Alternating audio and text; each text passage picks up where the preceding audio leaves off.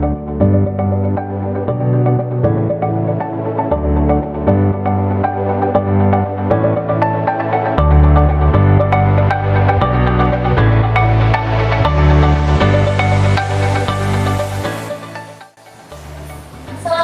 anak-anak. Selamat siang anak-anak. Selamat siang, Ibu. Gimana kabarnya? Baik. Alhamdulillah, semoga sehat selalu ya. Ya, Ibu. Oke, baik. Sebelum kita memulai pelajaran hari ini, ada baiknya kita berdoa sebelum belajar. Silakan sama-sama maju ke depan untuk membacakan doanya.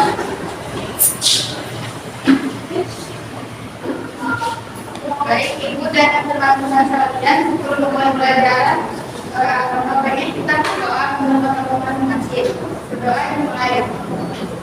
Bismillahirrahmanirrahim. Raditu billahi Islam dina wa bi Muhammadin sallallahu alaihi wasallam. Rabbi zidni ilma wa zidni fahma waj'alni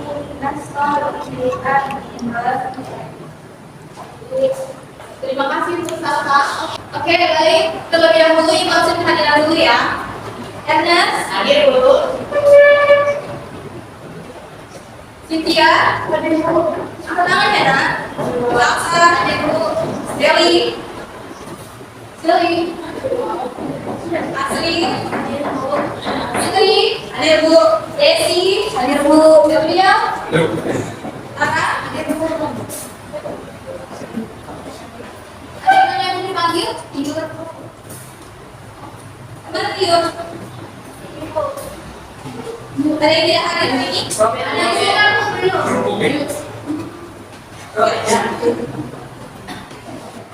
Oke anak-anak, silakan kalian semua berdiri. Ayo berdiri semuanya. Sudah? Sudah, Bu. Oke, sebelum kita belajar, mari kita menyanyikan lagu nasional Awal Pula Pertama. Gimana nasionalisme kalian di dalam jiwa kalian? Marilah kita menyanyi sama-sama. Tepuk tangan, Bu. Gak usah.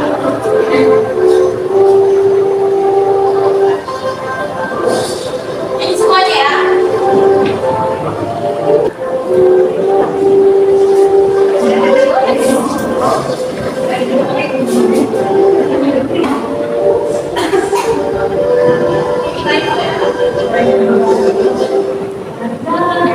Pancasila, aturan pendukung Patriot Proklamasi, sedia berkorban untukmu.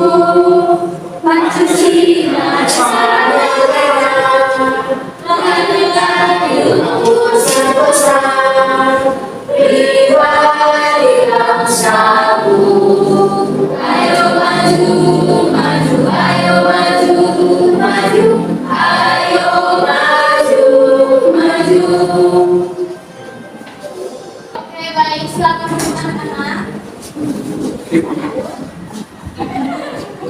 Oke, baik. Sebelum kita memulai materi pelajaran hari ini, sebelumnya kita akan mengulas sedikit tentang materi minggu lalu. Ada yang masih ingat materi minggu lalu apa, anak? Ya, pasti ingat, Bu. Yang lain ada yang ingat? Kalau tidak ada ya, jadi kemana saja Pak ya minggu lalu? Bagus ya Kak ya.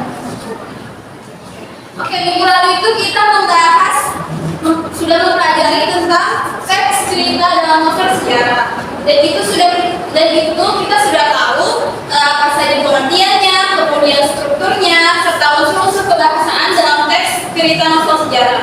Tapi kan itu sudah selesai membahas materi itu minggu lalu ya. Sekarang kita lanjut membahas materi berikutnya yaitu tentang apa anak? Teks editorial, Bu. Iya benar, teks editorial. Kita akan belajar tentang teks editorial. Sebelum kita mengulas apa itu teks editorial, Ibu jelaskan terlebih dahulu tujuan pembelajaran kita hari ini.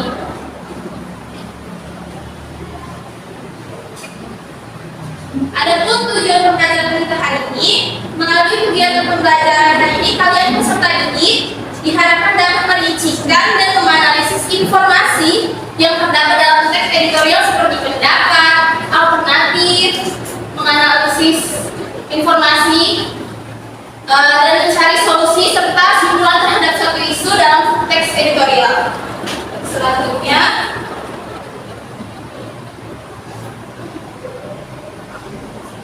oke, lanjut kita masuk ke pengertian teks editorial. Nah, ada yang tahu apa itu teks editorial mana? Saya Bu. Oke,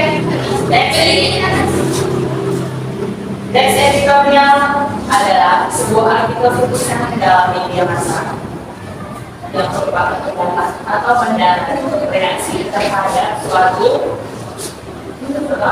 isu aktual. iya benar. Jadi, oke, terima kasih Agnes. Jadi teks editorial itu diambil dari suatu teks berita atau berita yang sedang hangat dibicarakan masyarakat, lalu dibuat artikel oleh seorang redaksi atau pemberita, berisi opini dan pendapat dari redaksi tersebut. Selanjutnya itu ada ciri-ciri teks editorial. Nah, kalian lihat ciri-ciri teks editorial ada berapa anak-anak? Benar, ada 4. Coba sebutkan siapa saja, boleh pertama? Tidak ada. Sekarang boleh Yang pertama,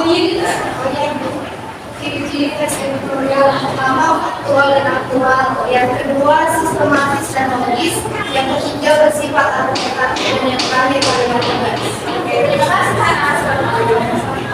Ya benar, jadi ciri teks editorial itu ada 4 ya anak-anak. Yang pertama itu ada faktual. Artinya topik atau isu pembahasan dari tulisan teks editorial itu selalu merupakan isu hangat yang sedang berkembang atau dibicarakan oleh masyarakat. Yang kedua itu ada sistematis dan logis, di mana teks editorial itu harus bersifat sistematis dan logis, artinya meskipun teks editorial tersebut merupakan opini atau pendapat, namun penulisannya tidak boleh sembarangan. Penulisan opini tersebut haruslah dilengkapi oleh fakta, bukti, dan argumentasi yang logis. Yang ketiga itu ada bersifat argumentatif, di mana teks editorial merupakan sebuah opini dan pendapat yang mengungkapkan argumentasi dari suatu redaksi. Yang terakhir ada kalimat tugas.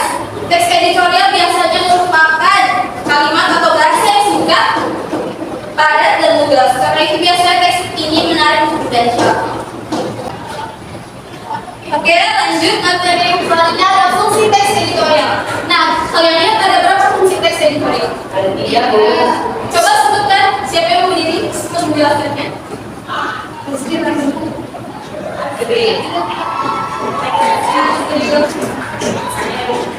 Yang lain ada sudah satu lagi. Fungsi teks editorial itu pertama menjaga fakta, kedua akibatnya kepada masyarakat. Yang kedua mengisi latar belakang dan isu dengan penyataan sosial dan faktor yang mempengaruhinya.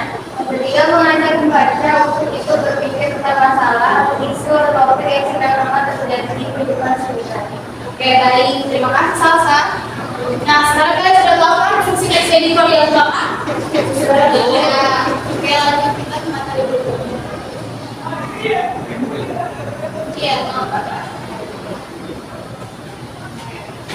selanjutnya itu ada struktur teks editorial. Ada berapa anak-anak strukturnya? 3. Coba sebutkan apa tadi 3 itu?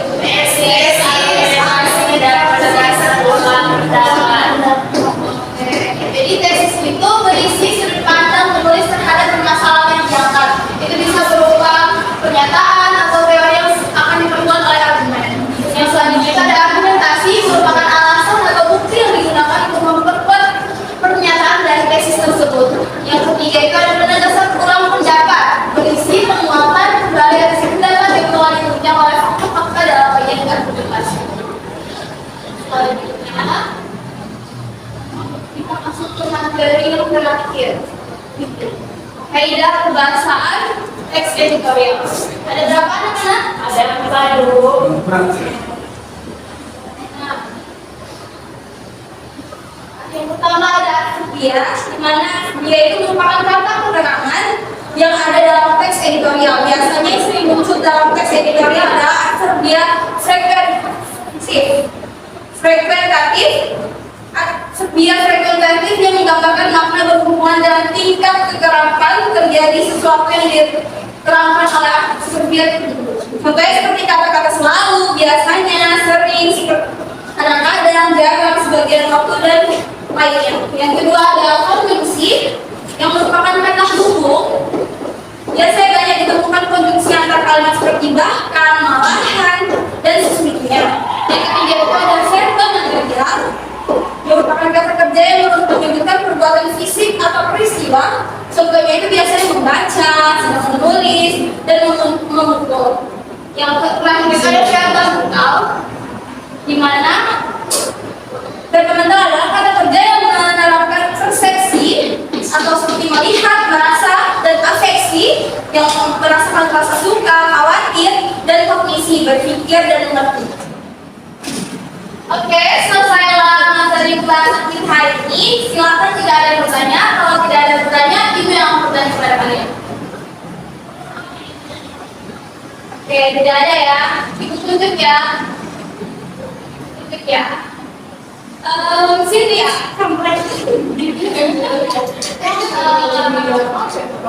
Sudah siap? Nah, kita akan membahas tentang teks apa tadi, Nak?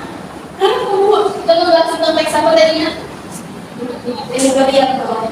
Nah, Ibu mau bertanya, teks editorial itu apa bedanya dengan teks berita?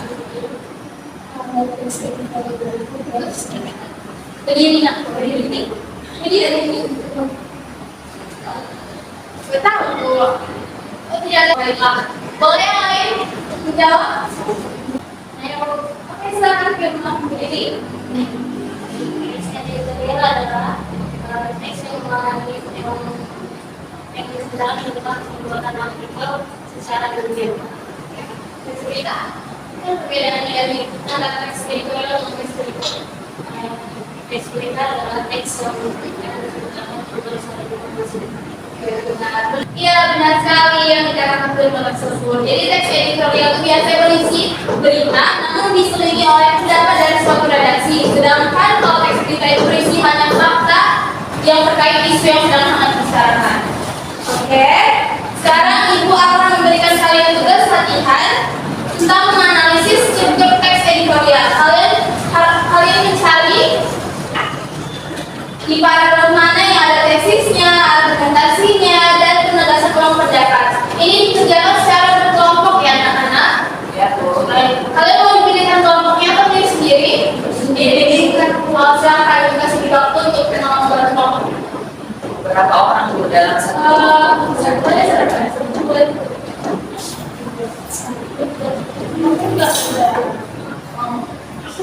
Atau orang? Oh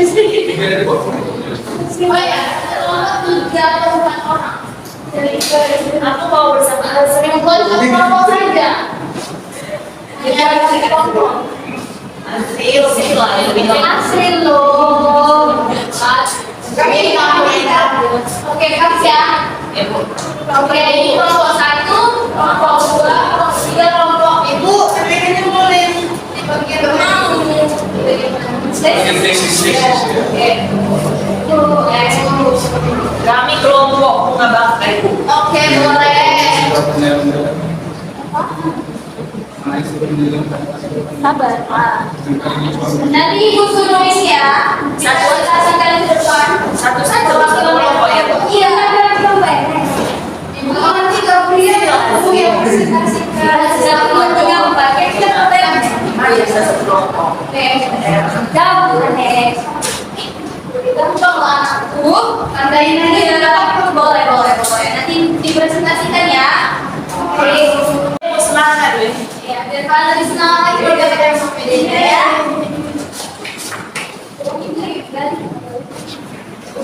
Ikuti nih Bu ya. Tetap semangat.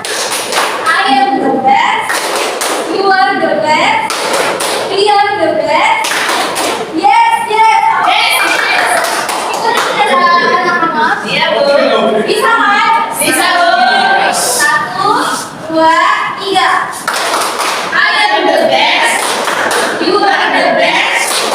We are the best. Yes,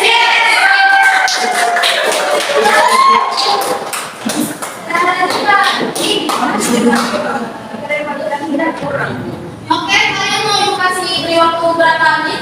Sampai jam setengah Bu. Jangan dong, kita udah mulai dulu. Oke, 5 menit.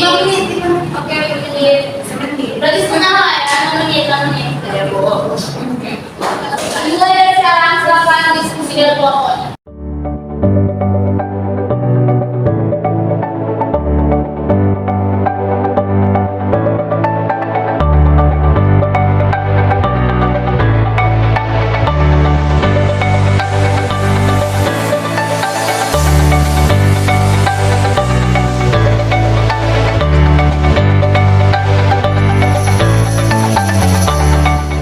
Oke, udah habis waktunya.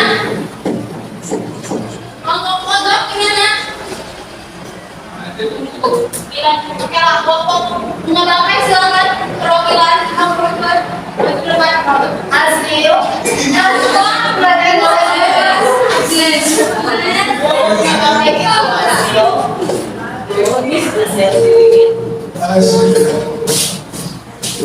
Dimulai Bu. Ya, dimulai. Ada yang lihatnya?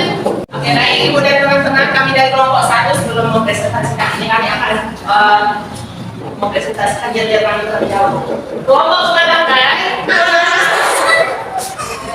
Semangat, semangat, semangat. Kelompok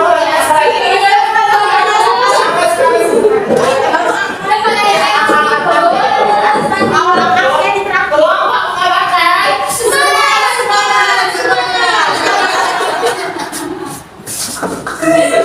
Oke, lanjut Bu. Ya. Struktur teks editorial pada teks wajah kusam informasi kusam. Itu Bu, kami menggunakannya bagian teks itu mulai dari paragraf pertama sampai paragraf kedua. Mulai dari berbagai sampai atlet-atlet. Lalu bagian aspek bukan Bu. Ya, skill. Itulah argumentasi itu dari kata paragraf 4 sementara sampai sampai wilayahnya sendiri. Nah, lalu bagian tugasan ulang itu dari kita lihat bersyukur dengan munculnya arti-arti pada paragraf 9 sampai 11. Nah, itu Bu, kami dari kelompok bunga bangkai. Oke, udah teman-teman lihatnya, terima kasih. terima kasih kelompok bunga bangkai. Apa namanya? Bukan kayak kucing. Oke, kelompok ayam.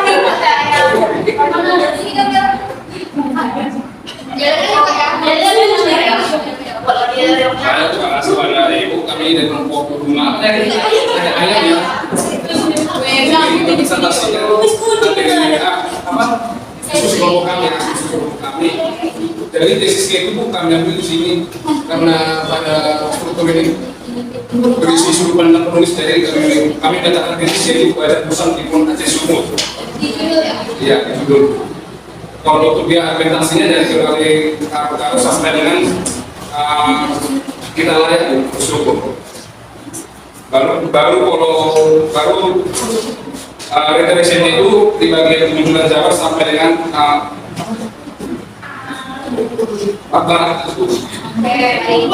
Terima kasih. Dari hasil pemaparan jawaban kalian masih kurang sempurna. Kita perbaiki lagi ya.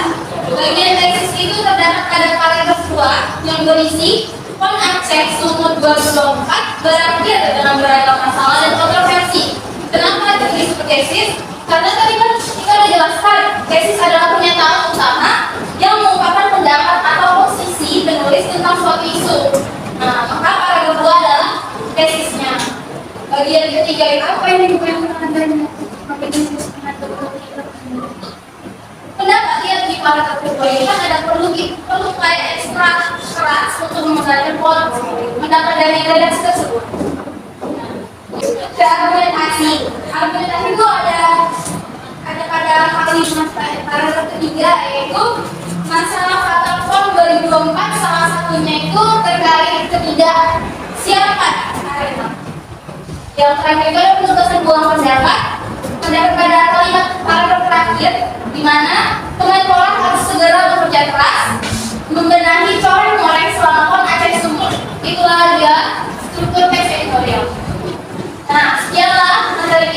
ini minggu depan kita akan belajar tentang bagaimana caranya membuat surat pengarahan kerja.